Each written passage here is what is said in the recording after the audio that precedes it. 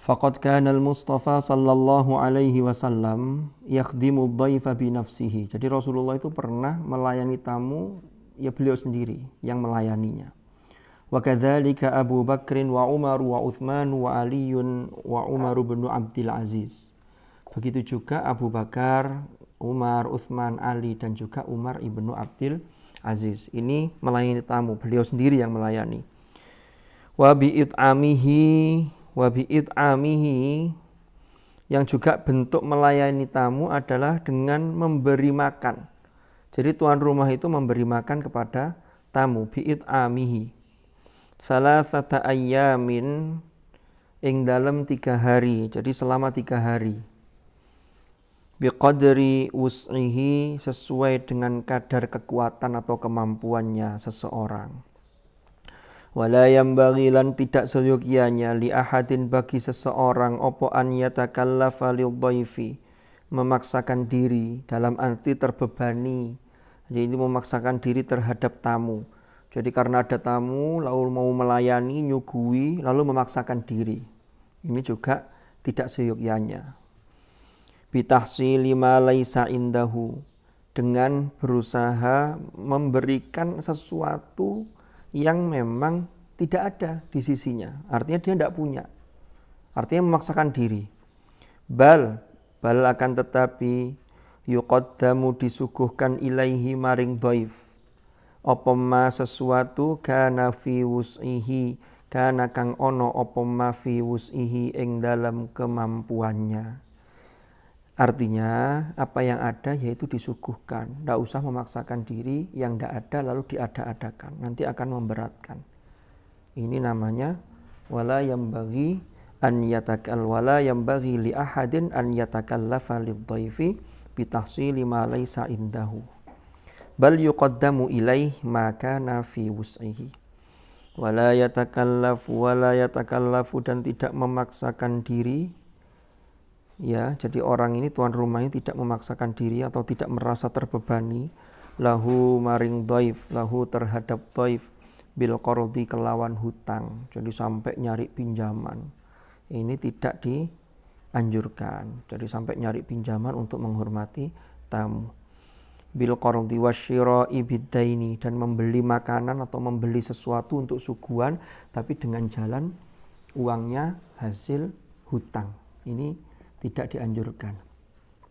Liqaulihi berdasarkan hadis Rasulullah sallallahu alaihi wasallam ana wal atqiya'u min ummati bara'un minat takalluf. Ana utawi ingsun wal atqiya'u dan orang-orang yang bertakwa min ummati dari umatku iku bara'un iku bura'u. Ini kayaknya teksnya yang tepat ini bura'u. Nanti coba dikoreksi. Iku bura'u bebas itu minat takallufi dari memaksakan diri. Artinya jangan memaksakan diri. Ini hadis Rasulullah sallallahu alaihi wasallam. Wa qala dan bersabda sallallahu alaihi wasallam la tatakallafu janganlah kalian memaksakan diri lidhaifi karena tamu. La tatakallafu janganlah kalian memaksakan diri lidhaifi karena tamu. Fatabghadu maka membenci maka akan membenci sapa kalian hu ing dhaif fa innahu maka sak temene kelakuan man abghadha dhaifa man utawi barang siapa iku abghadha benci sapa man ad-dhaifa ing tamu faqad abghadallaha maka sungguh ia membenci Allah ing Allah. Faqad abghadha maka sungguh membenci sapa man Allah ing Allah. Wa man lan utawi barang siapa iku abghadha membenci sapa man Allah ing Allah abghadha maka membenci hu ing man sapa Allahu Allah. Maksudnya begini.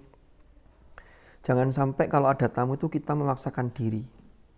Kalau memaksakan diri nanti berat di tuan rumah sehingga tuan rumah itu akan merasa kalau ada tamu dia benci. Waduh ada tamu. Kenapa? Karena kalau seseorang itu benci kepada tamu, ya, maka dia sesungguhnya benci kepada Allah. Kenapa? Karena perintah Allah tamu itu harus dimuliakan. Lah kalau benci kepada Allah ya otomatis konsekuensinya Allah akan marah, Allah akan benci kepada orang itu. Naudzubillah. Maka lebih baik jangan memaksakan diri. Sebaliknya kalau jadi tamu ya harus tahu diri. Jangan sampai jadi tamu sudah lebih 3 hari membebani tuan rumah. Ini kan yang harus tahu diri kan tamunya. Jadi memang di dalam Islam itu ada perintah memuliakan tamu, tapi di sisi lain tamu itu juga harus tahu diri. Kalau kira-kira tuan rumah ini sudah tidak memungkinkan, sudah kelihatan terlalu lama, jadi maksimal 3 hari. Kalau bisa ya jangan sampai 3 hari lah. Ya maka disitulah harus ada tahu diri, bagaimana menjaga sikap kita masing-masing. Kita lanjutkan. Wa qala Salmanu Al-Farisi wa qala dan berkata sapa Salmanu Al-Farisi, sahabat Salman Al-Farisi, amara telah memerintahna ing kita sapa Rasulullah sallallahu alaihi wasallam. Rasulullah telah memerintahkan kepada kita. Rasulullah pernah memerintah kepada kami. Ini kata Salman Al-Farisi. Alla natakallafa lil dhaifi, agar kami tidak memaksakan diri lil dhaifi terhadap tamu. Jadi Salman menyampaikan bahwa Rasulullah itu pernah wanti-wanti agar jangan sampai kita ini memaksakan diri karena untuk menghormati tamu. Ma ing sesuatu laisa indana, laisa kang ora ono apa ma indana ing dalam sisi kita. Artinya laisa indana ma laisa apa ma iku indana ing dalam sisi kita. Maksudnya sesuatu itu memang tidak kita miliki. Wa an nuqaddima dan hendaklah kita menyuguhi sapa kita, sapa kami lahu kepada dhaif ma ing sesuatu hadoro yang ada apa ma. Jadi nyuguhi dengan apa yang ada sesuai kemampuan. Kalau adanya gorengan ya disuguhi gorengan.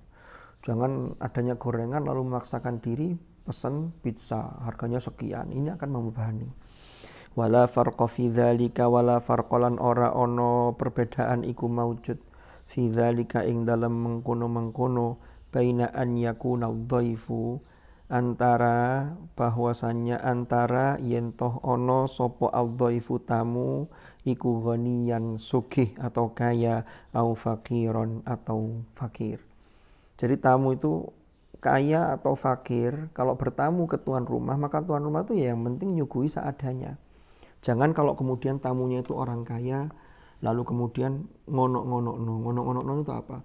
Mencari sesuatu yang memang tidak ada, akhirnya sampai minjam uang untuk beli makanan, beli suguhan. Ini tidak dianjurkan di dalam ajaran agama kita. Ya yang ada sajalah. Inilah yang kata Salman Al-Farisi, Rasulullah memerintahkan an nuqaddima lahu ma hadara wala farqa fi dzalika baina an yakuna dhaifu ghaniyan aw faqiran. Wa huwa utawi tamu, wa huwa utawi dhaif iku yadkhulu masuk sapa al-dhaif al-baita ing rumah. Jadi tamu itu mertamu mirbir rahmati kelawan rahmat. Jadi tamu itu datangnya membawa rahmat, membawa kasih sayang. Wa yakhruju dan keluar sapa dhaif, sapa tamu bidzunubi ahlil manzili dengan melebur dosa-dosanya orang yang ada di rumah, tuan rumah dan keluarganya. Jadi kalau ada tamu itu disambut dengan baik. Kalau kita ini ikhlas nyuguhi, ikhlas menyambut dan lain sebagainya, maka kalau tamu ini pulang, di sini dalam hadis ini dijelaskan, tamu itu akan melebur dosa-dosa orang yang ada di rumah itu. Ya, ini kalau kita betul-betul melayani tamu secara tulus ikhlas.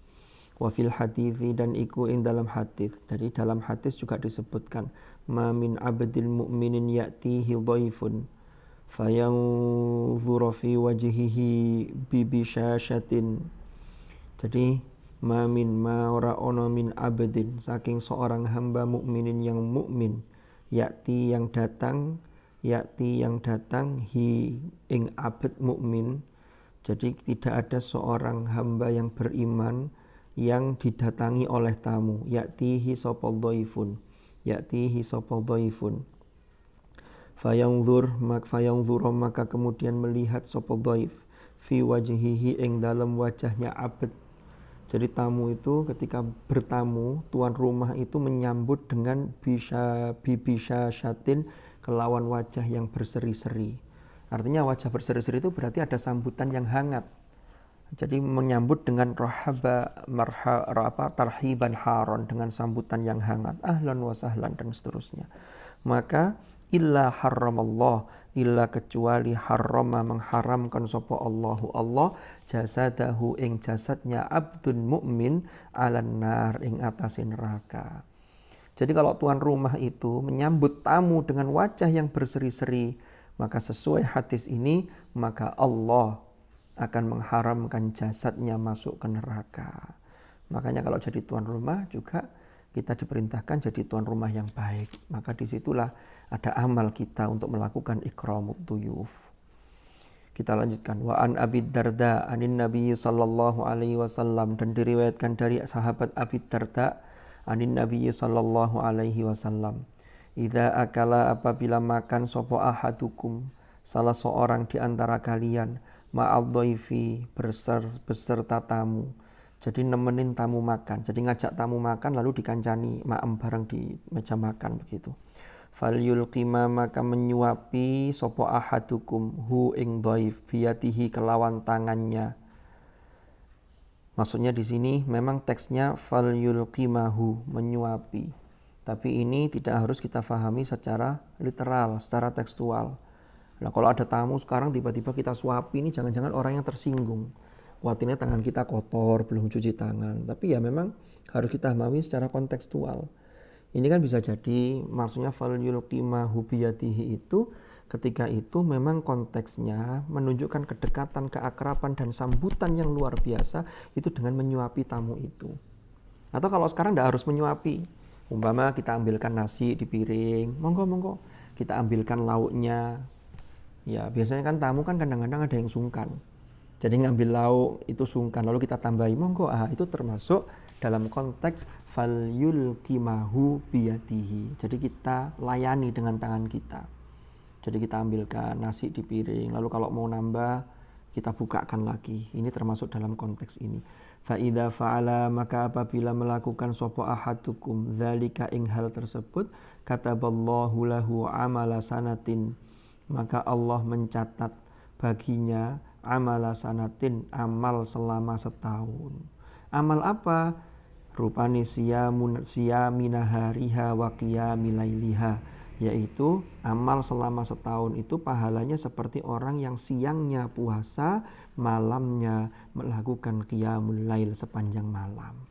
Ini luar biasa fadilah dalam memuliakan tamu, ikramud dhaif. Kita lanjutkan. Wa kana sayyiduna Ibrahim alaihi salam. Wa kana lan ono sapa sayyiduna Ibrahim, sayyiduna Nabi Ibrahim alaihi salam. Idza aradal akla, idza arada apabila ingin atau berkeinginan atau apabila menghendaki sapa Ibrahim, sapa sayyidina Ibrahim, al akla ing makan. Jadi kalau beliau tuh hendak makan, yamshi berjalan sapa Ibrahim al maila wal mailaini, berjalan sejauh 1 mil dan bahkan bisa sampai 2 mil. Ini terkait dengan jarak, saking jauhnya.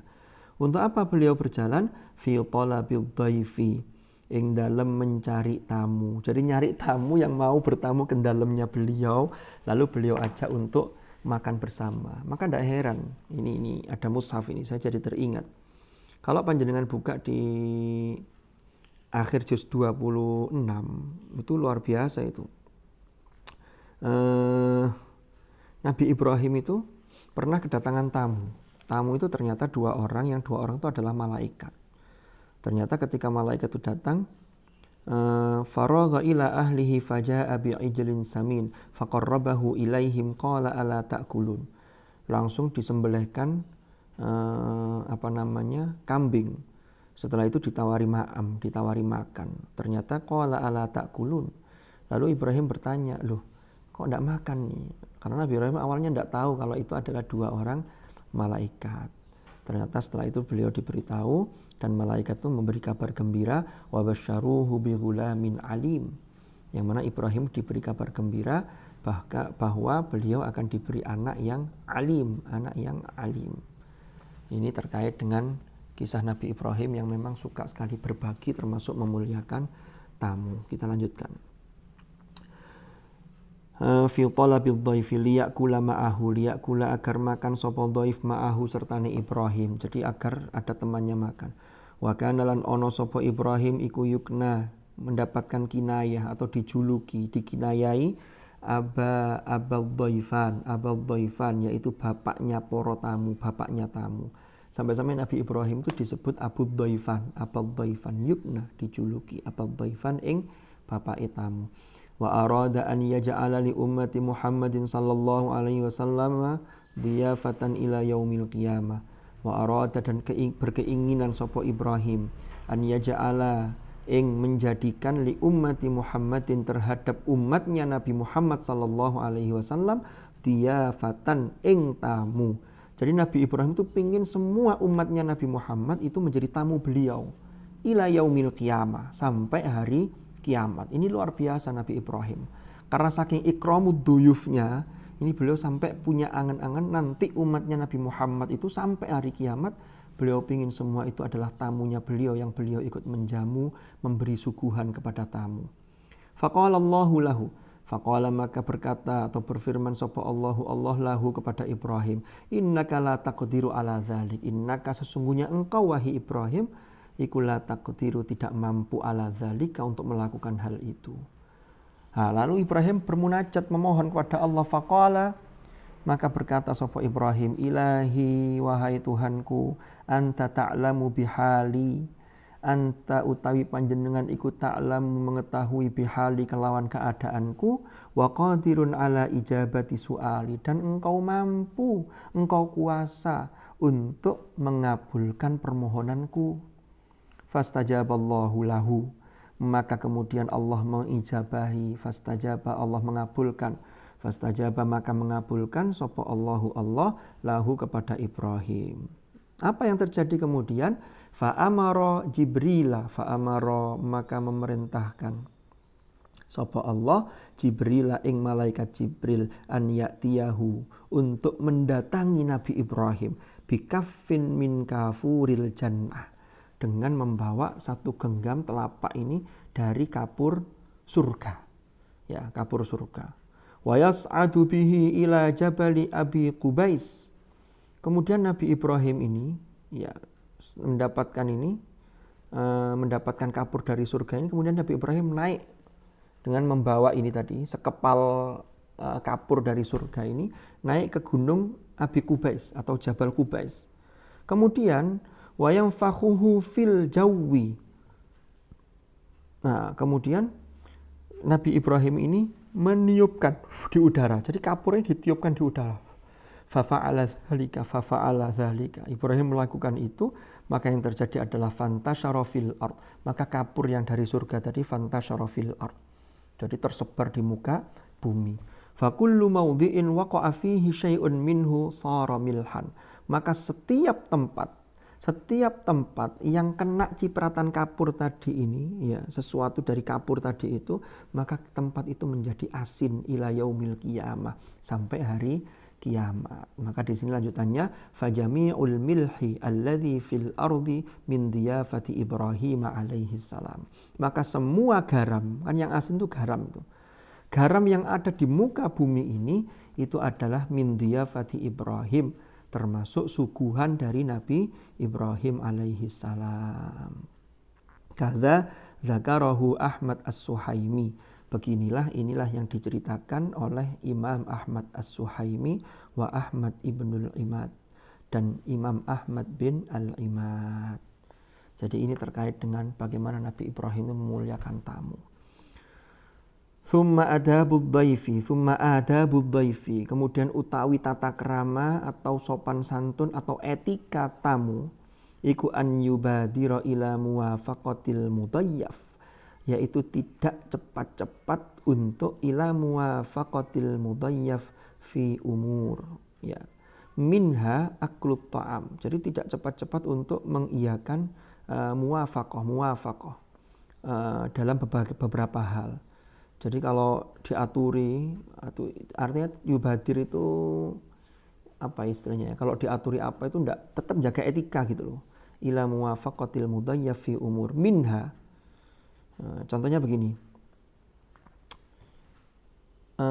Minha aklut ta'am, yaitu makan makanan wala ya'tadhiru bisyab'in. Kalau diperintahkan makan ya tetap nggih, tapi ya jangan terlalu tergesa-gesa, tapi jangan juga menolak. Wala ya'tadhiru bisyab'in. Dan tamu itu jangan kemudian ya'tadhir, merasa menyampaikan uzur, mohon maaf saya sudah makan, nanti akan kecewa orang yang menyiapkan tadi itu. Maka ya makan tapi secukupnya. Tapi kalau pas makan ya jangan lalu kemudian semuanya dihabiskan. Ini ada etika bagi seorang tamu. Bal akan tetapi yakulu makan sapa dhaif kaifa amkana. Kaifa amkana itu maksudnya ya sesuai situasi dan kondisi. Jadi ya tahu diri lah. Intinya itu tahu diri. Intinya tahu diri dan bisa menempatkan diri. Inilah etika terkait dengan memuliakan tamu, termasuk di akhir ini, di penghujung ini dijelaskan bagaimana juga etika seorang tamu ketika bertamu. Maka termasuk ketika bertamu harus tahu diri, ya, harus tahu diri. Saya kira itu mungkin pertemuan kita terkait dengan syu'bah yang ke-68. Mudah-mudahan manfaat, mudah-mudahan barokah. Wallahu a'lam bishawab. Hadanallahu wa iyyakum ajma'in. Kita akhiri dengan doa kafaratul majlis. Subhanakallahumma wa bihamdik asyhadu an la ilaha illa anta astaghfiruka wa atubu ilaik. Wa sallallahu ala sayyidina Muhammadin walhamdulillahi rabbil alamin. Hadanallahu wa iyyakum ajma'in. Al-afwa minkum. Thumma assalamu alaikum warahmatullahi wabarakatuh.